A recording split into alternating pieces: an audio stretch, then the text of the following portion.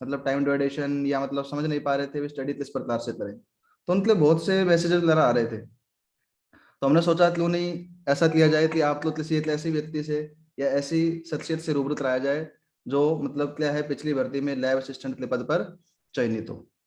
तो जिससे क्या है आप लोग उनके अनुभव भी जानने को मिले कि किस प्रकार से स्टडी की जाए, किस प्रकार से कौन सी बुक पढ़ी जाए, और एग्जाम टाइम में किस प्रकार से टाइम मैनेजमेंट किया जाए, ताकि आपका जो डर है लैब असिस्टेंट की वैकेंसी को लेकर, उसके पेपर को लेकर 4 जून को होने वाली, तो वो आपका क्या है डर खत्म हो जाए। जैसे आप सब जानते ही हैं कि 4 जून को अपना लैब असिस्टेंट का पेपर है, प्रयोगशाला सहायक का 3rd ग्रेड वैकेंसी पर, जिसमें क्या है 461 पोस्ट पर ये वैकेंसी होने वाली है। और जिसके लिए स्टूडेंट्स क्या है थोड़ा नर्वस भी हो जाते हैं जब एग्जाम जैसे जैसे पास आता है। तो आप सभी की समस्या को लेते हुए आज हम इस मंच पर एमएसपी कोचिंग क्लासेस के यूट्यूब चैनल पर आप सभी लोग एक ऐसी शख्सियत, एक ऐसे व्यक्ति से रूबरू कराने जा रहे हैं जो कि क्या है पिछली भर्ती में लैब असिस्टेंट के पद पर चयनित हुए थे। और फिर उन्हीं से मिलकर हम उनके मतलब विचार सुनेंगे और उनसे जानेंगे कि किस प्रकार से तैयारी करें, कौन कौन सी बुक्स पढ़ें या कुछ है। तो आज हमारे साथ इस मंच पर जुड़ने जा रहे हैं पिछली भर्ती में चयनित दिलखुश जी मीना। तो आइए दिलखुश जी, आपका हमारे इस यूट्यूब चैनल पर और इस मंच पर बहुत बहुत स्वागत है। एमएसपी कोचिंग के इस यूट्यूब चैनल पर आप सबका हार्दिक अभिनंदन है और एमएसपी कोचिंग क्लासेज का हार्दिक आभार जो मुझे इस मंच पर बोलने का मौका दिया और सभी स्टूडेंट से रूबरू होने का मौका दिया।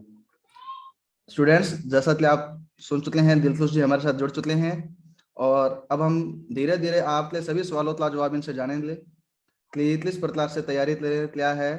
तो हम अब स्टार्ट करते हैं, इनसे धीरे धीरे जानेंगे आपके सभी प्रश्नों का मतलब उत्तर प्राप्त करेंगे इनसे। तो सबसे पहले तो हम इनसे ये जानना चाहेंगे स्टूडेंट्स कि जो स्टूडेंट की सबसे बड़ी प्रॉब्लम रहती है कि किसी भी भर्ती को लेकर भी तैयारी कैसे करें। तो हम इनके विचार जानते हैं। बच्चों के लिए आप क्या कहना चाहेंगे कि इस भर्ती के लिए प्रयोगशाला सहायक जिसमें आप चयनित हैं पहले से, इसलिए पद पर आप विराजमान हैं, तो इस भर्ती की तैयारी कैसे करें दिलखुश जी? सर सबसे पहले तो इसमें जो इसका सबसे पहले अपने को पता होना चाहिए कि इसमें सिलेबस क्या है, क्या क्या चीजें हैं। तो सबसे पहले स्टूडेंट्स आपको इसका सिलेबस का प्रिंट आउट निकालना है और उसमें देखना है कि क्या क्या पोर्शन क्या क्या चीजें हैं। तो इसमें सबसे पहले जो सबसे बड़ा पोर्शन होता है जीके का होता है। टोटल इसमें 150 क्वेश्चन होते हैं जिसमें से 50 क्वेश्चन अपने राजस्थान के जीके के होते हैं, जिसमें 3 डिवाइडेशन होते हैं, ज्योग्राफी, हिस्ट्री और आर्ट एंड कल्चर। और स्टूडेंट इसमें 100 क्वेश्चन अपने पीसीबी के होते हैं, जिसमें से इसमें फिक्स डिवाइडेशन नहीं है। कभी कभी 30-30 फिजिक्स केमिस्ट्री के आ जाते हैं और 40 क्वेश्चन मान लो जैसे बायोलॉजी के आ जाए। तो इसमें रेशियो फिक्स नहीं है, लेकिन ये तीनों के 100 आते हैं।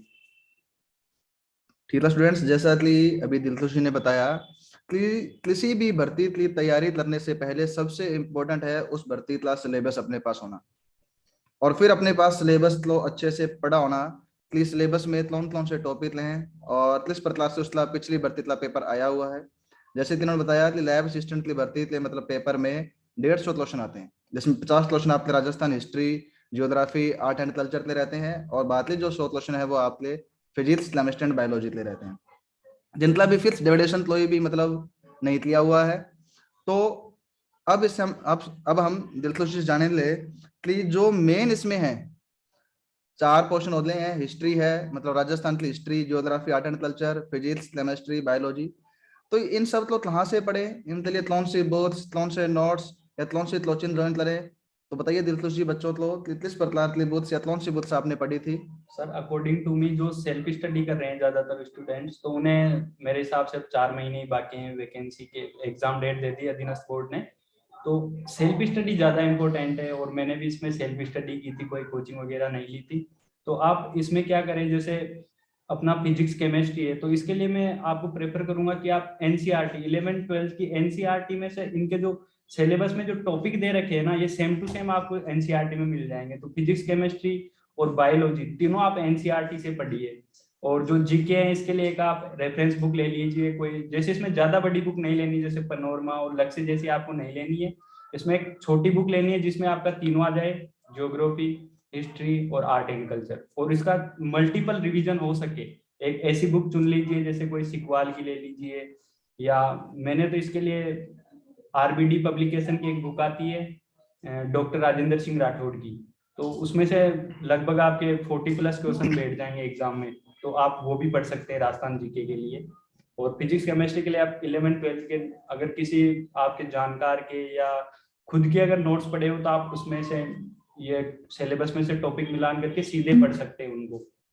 क्योंकि बाजार में जो आप बुक्स लाते हो उसमें मतलब मेरे को लगता नहीं वो थोड़ा सा सही नहीं रहता उसमें। जैसे फिजिक्स केमिस्ट्री के अपने बस टॉपिक है, इसमें चैप्टर नहीं है, पूरे चैप्टर में से टॉपिक है, तो आप कुछ ज्यादा डिटेल भी पढ़ने की जरूरत नहीं है और उसमें आपके लिए आसानी भी रहेगी, आसान आपका काम हो जाएगा उनमें। स्टूडेंट्स जैसा कि इन्होंने बताया कि इसमें आप जो आपका राजस्थान का क्वेश्चन है उसके लिए आप कोई भी बुक, मतलब जैसे इन्होंने तो doctor Rajendra Singh Rathore RBD publication की बुक पढ़ी थी, वो प्रेफर कर सकते हैं। या कोई भी नॉर्मल बुक जिसमें मैटर क्या है लिमिटेड हो, ज्यादा डीप नहीं हो, उस बुक लो। और फिजिक्स केमिस्ट्री बायोलॉजी के लिए तो स्टूडेंट्स इन्होंने रामबानी बता दिया कि एनसीईआरटी 11th and 12th, मतलब आप उसके लिए कोई भी ग्लाइड मत लीजिए। तो ग्लाइड में क्या है मैटर ज्यादा हो जाता है और अपने क्या डीप चले जाते हैं, जबकि पेपर में इतना डीप नहीं आता है। जैसे कि इन्होंने अपने एक्सपीरियंस से बताया, पेपर में इन्होंने पेपर दिया हुआ है कि पेपर डीप नहीं आता है। तो इसके लिए आप सिर्फ जो भी टॉपिक्स आपको सिलेबस में दिए हैं, आप एनसीईआरटी में से उन्हीं टॉपिक्स को पढ़ सकते हैं। और आप वैसे भी 11th-12th पास आउट हैं, तो आपके पास अपने टीचर्स के जो नोट्स हो सकते हैं, आप उनमें से भी उस टॉपिक को कवर कर सकते हैं स्टूडेंट्स। अब हम इनसे जाने लिए कि सबसे बड़ी प्रॉब्लम जो अब आएगी, तो मतलब महीने सिर्फ 4 रहे हैं एग्जाम के अंदर और सब्जेक्ट भी अपने पास 4 हैं, तो सबसे बड़ी समस्या स्टूडेंट्स को आती है कि टाइम मैनेजमेंट कैसे करें, सब्जेक्ट किस प्रकार से ड्यूरेशन करें, किस टाइम क्या पढ़े। तो दिलखुश जी आप बच्चों को बताएं कि वो इस समय अपना टाइम मैनेजमेंट किस प्रकार से करें। जैसा कि सर ने बताया है और अब सबको पता है कि वैकेंसी के 4 ही महीने रह गए, और आपको ज्यादातर मार्केट में मतलब आसपास भी ऐसा ही माहौल मिलेगा कि सब कहेंगे कि इसमें बहुत डीप आता है, फिजिक्स केमिस्ट्री बायोलॉजी बहुत डीप आती है, लेकिन इसमें डीप नहीं आती। आप देखोगे ना तो आपके जैसे इसमें फिजिक्स और केमिस्ट्री के आप उसमें से टॉपिक उठा लीजिए, आपको फिजिक्स में भी 20+ क्वेश्चन तो आपको थ्योरी में से मिल जाएंगे, 10 एक न्यूमेरिकल मिलेंगे जो भी इजी आते हैं, तो ज्यादा डीप जाने की जरूरत नहीं है। मार्केट की जो बुक आती है वो थोड़ी ज्यादा डीप ही होती है। और रहा बात सबसे इम्पोर्टेंट है टाइम मैनेजमेंट की, तो अब 4 महीने हैं तो मेरे हिसाब से आप टाइम को डिवाइडेशन कर लीजिए, क्योंकि आप 3-4 घंटे आराम से राजस्थान जीके को दे सकते हैं, इसके अलावा आप 2-2 घंटे फिजिक्स केमिस्ट्री और बायोलॉजी को दे सकते हैं। और इस प्रकार अपना एक फिक्स शेड्यूल बना लीजिए और बढ़िया जम के तैयारी करिए। अब आने वाली भर्ती में एक सीट आपकी जरूर पक्की है। स्टूडेंट्स टाइम मैनेजमेंट के लिए जैसे इन्होंने बताया कि आप क्या है सभी सब्जेक्ट का टाइम डिवाइडेशन कर दीजिए पहले। जैसे आज से आप शेड्यूल बना लीजिए भी 3 से 4 घंटे मेरे को जो है वो राजस्थान जीत ले पढ़ना है, और 2-2 या 2.5-2.5 घंटे जो भी है अपने तीनों तो फिजिक्स केमिस्ट्री वाले जो बराबर देने हैं। और इससे आपका जो डेली का शेड्यूल हो जाएगा वो लगभग 9 से 10 घंटे हो जाएगा।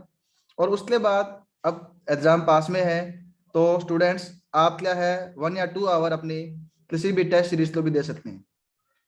मैं यहाँ बताना चाहूंगा कि आप 1 या 2 आवर किसी टेस्ट सीरीज को ज्वाइन कर सकते हैं या तो मॉडल पेपर सॉल्व कर सकते हैं, ताकि जिससे आपका जो कॉन्फिडेंस लेवल है वो क्या हो जाए, बूस्टअप हो जाए। अब स्टूडेंट्स प्रॉब्लम आती है कि आप इस समय जब भर्ती पास में आती है, एग्जाम पास में आता है, तो अपने क्या डीमोटिवेट हो जाते हैं। तो मैं सर से जानना चाहूंगा कि वो आप लोग गाइड करें कि आप किस प्रकार से आप अपने आप को मोटिवेट करें, या वो स्वयं किस प्रकार से मोटिवेट रहते थे, ताकि वो जो आसपास की नेगेटिव एनर्जी से डिमोटिवेट होते हैं वो नहीं हो। तो सर आप बच्चों के लिए बताने का प्रयास करें कि वो इस समय में अपने आप को किस प्रकार से मोटिवेट कर सकते हैं। सर आपने बिल्कुल सही कहा है, इस वैकेंसी में मोटिवेशन फैक्टर भी बहुत बड़ा फैक्टर है, क्योंकि इसमें आसपास एक नेगेटिव माहौल ज्यादा बनाया जाता है इस भर्ती में। क्योंकि आपसे लोग कहेंगे कि यार इसमें 12वीं पास वाले बच्चों के ज्यादा बेनिफिट होता है, फिर आपको ऐसा भी लगेगा, कहीं ऐसे भी कहेंगे यार इसमें सेकंड ग्रेड की तैयारी करने वाले भी एग्जाम देते हैं, फर्स्ट ग्रेड की एमएससी वगैरह बीटेक वाले साइंस बैकग्राउंड के सारे इसमें इस एग्जाम की तैयारी भी करते हैं और देते हैं इसमें। अब आपके कभी दिमाग में ऐसे भी आएगा कि 461 ही पोस्ट हैं, तो फिर मतलब डिमोटिव सा हो जाते हो आपकी अपना हो या नहीं हो। इसके लिए आप ज्यादा ध्यान मतलब ज्यादा डाइवर्ट नहीं होना, इसमें डिमोटिव नहीं होना। आप यूट्यूब से एक साइकोलॉजिस्ट है डॉक्टर दाबाई सिंह जी, तो उनके वीडियो देख सकते हैं। या यूट्यूब से कोई मोटिवेशनल वीडियो जैसे संदीप माहेश्वरी या किसी के भी आपको जो लगता है यूट्यूब पे बहुत सारे मोटिवेशन वीडियो है, कोई 2-4 मिनट का मोटिवेशन देख लेने से भी अपना मोटिवेट रह सकते हैं अपन। स्टूडेंट्स, जैसा कि सर ने बताया कि आप किसी भी मोटिवेशनल जो स्पीकर होते हैं उनके मोटिवेशनल थॉट से अपने आप को मोटिव रख सकते हैं। जैसे कि आप सभी जानते हैं कि अवनी पब्लिक रिलेशन के जो धीर सिंह दबाई सर हैं, वो बहुत ही अच्छे एजुकेटर मतलब और अच्छे मोटिवेटर हैं, जिनके मोटिवेशन के वीडियो अपने को यूट्यूब पर आराम से मिल जाएंगे। और उनके मोटिवेशनल वीडियो से अपने क्या है एजुकेशन के फील्ड में अपने आप को क्या है मोटिव रख सकते हैं। तो अपने तो मोटिवेटर भी ऐसा ही देखना है जो अपने एजुकेशन के हिसाब से अपने तो मोटिवेट करे, अदर वे में अपने तो मोटिवेट नहीं कर रहा हो। तो अपने तो इसके लिए सबसे बेस्ट ऑप्शन तो है जो इस टाइम वो है अवनी पब्लिकेशन के धीर सिंह दबाई सर। और अब स्टूडेंट्स मेन बात आती है कि सबसे बड़ा डर ये रह रहा है आपके मन में होता है कि जो पोस्ट है वो तो सिर्फ 461 पोस्ट है और फॉर्म बहुत ज्यादा फिल हो गए हैं। तो स्टूडेंट्स के मन में ये नेगेटिव एनर्जी या नेगेटिव थॉट्स आने लग जाते हैं कि यार सीट्स तो बहुत थोड़ी है, सीट्स तो बहुत कम है, तो इन सीट्स में अपना तो नहीं होना है। तो ऐसा आपने नहीं सोचना है। और अपने सर से भी यही पूछना चाहेंगे कि यदि सीट्स थोड़ी हैं इतनी और फॉर्म ज्यादा भरे ले हैं तो स्टूडेंट्स किस प्रकार से अपने आप को मतलब पॉजिटिव वे में सोच सकते हैं, पॉजिटिव रख सकते हैं कि इतनी कम सीट्स पर सिलेक्शन कैसे करवा सकते हैं। तो सर आप बच्चों को बताएं भी सीट्स इतनी थोड़ी है फिर भी वो मतलब किस प्रकार से पॉजिटिव वे में रहें और अपना सिलेक्शन श्योर करवाएं सर। सर इसमें सीट कम ही आती है, पिछली बार तो वैसे 1231 थी, लेकिन इस बार जैसे 461 ही बता रहे हैं अभी तक, और इसके एग्जाम डेट आ ही चुकी है। तो अपने को इसमें ये नहीं सोचना है कि 461 ही सीट है और कॉम्पिटिटर ज्यादा है इसमें, अपने को तो बस अपनी एक सिंगल सीट से मतलब है। तो आप उस चीज पे फोकस ही मत करो कि अपने को अपना होगा या नहीं होगा, बस आपको सोचना है कि मुझे तो सिंगल सीट से मतलब है, और आप खुद से कंपटीशन रखिए। क्योंकि आप जब खुद से खुद को मतलब सुधारने की कोशिश करोगे हर बार, खुद को पहले जो किया उससे अब की बार अच्छा करो, खुद के साथ कंपटीशन करो। क्योंकि आप अगर ऐसे दूसरों के बारे में सोचोगे तो फिर ऐसे आपका काम नहीं हो पाएगा, और आप सिर्फ खुद के बारे में खुद से ही कंपटीशन करिए, और आपकी पक्की एक सीट निकल जाएगी, 461 में से एक सीट पक्की आपकी है। स्टूडेंट्स, जैसे सर ने बताया कि अपने 461 सीटें तो बहुत ज्यादा है, अपने 461 के बारे में सोचना ही नहीं है। अपने तो 1 सीट, अपने तो सिर्फ 1 सीट चाहिए। तो अपने सिर्फ ये सोचना चलिए कि अपनी तो 1 सीट श्योर है, अपने तो वो मिल जाएगी। अपनी मेहनत अच्छी चल रही है, अपनी प्रिपरेशन अच्छी है, कितने फॉर्म भरे गए, कितने कुछ हुआ, उन चीजों पर आपने ध्यान नहीं देना स्टूडेंट्स। अपने सिर्फ इस चीज पर ध्यान देना है कि अपने सिर्फ 1 सीट चाहिए, 1 सीट चाहिए और वो अपने को मिल जाएगी। और सर ने बहुत ही अच्छी बात कही कि कंपटीशन स्वयं से कीजिए अपने आप। जैसे भी आप टेस्ट देते हैं या टेस्ट ज्वाइन करते हैं तो हर बार ये चेक लीजिए कि क्या मैंने पिछले टेस्ट की तुलना में बेहतर किया या नहीं किया। तो अपना जो कंपटीशन है वो स्वयं से लीजिए कि मैं क्या पिछले की तुलना में बेहतर हो रहा है या नहीं हो रहा है, कहीं वहीं तो नहीं हूँ या डाउन तो नहीं जा रहा हूँ। तो हर बार अपने पिछले जो अपना रिजल्ट है उससे बेहतर करने का प्रयास कीजिए। और इसी के साथ मैं दिलखुश जी का बहुत बहुत धन्यवाद देना चाहूंगा कि वो अपना कीमती समय निकालकर हमारे साथ जुड़े और इस मंच पर आकर बच्चों से रूबरू हुए और लैब असिस्टेंट की तैयारी कर रहे हैं और बच्चों को अपना जो है समय दिया और ज्ञान दिया। दिलखुश जी आपका बहुत बहुत धन्यवाद। सर आपको भी बहुत बहुत धन्यवाद जो आपने मुझे यहाँ आमंत्रित किया और बच्चों से रूबरू होने का मौका दिया। और सभी बच्चों से यही है, बढ़िया जमकर तैयारी करो, best of luck, competition with your self, don't compare with others. Students, sir ने बहुत अच्छी बात ली, डोंट कंपेयर विद अदर्स। और जितना बड़ा अपना टारगेट होगा उतनी ही बड़ी अपनी क्या है अचीवमेंट होगी। और स्टूडेंट्स, इसमें मैं लास्ट में आपसे एक बात करना चाहूंगा कि ये एक ऐसी पोस्ट है जिस पर रहते हुए अपने क्या है सॉरी स्टूडेंट्स, जिस पर रहते हुए अपने आगे स्टडी कर सकते हैं और तैयारी कर सकते हैं और ऊंची पोस्ट पर जा सकते हैं, अच्छी पोस्ट पर अपने गेन कर सकते हैं। क्योंकि इस पोस्ट पर रहते हुए अपने को अपने बहुत टाइम मिलता है अपनी तैयारी के लिए। तो स्टूडेंट्स, ये आपके लिए बहुत ही अच्छी अचीवमेंट है, बहुत ही अच्छी मतलब क्या है पोस्ट है और बहुत ही अच्छा क्या है वैकेंसी है। तो इसे अब अपने हाथ से जाने मत दीजिए और इसलिए तैयारी कीजिए। इसी तरह student, all the best and all the students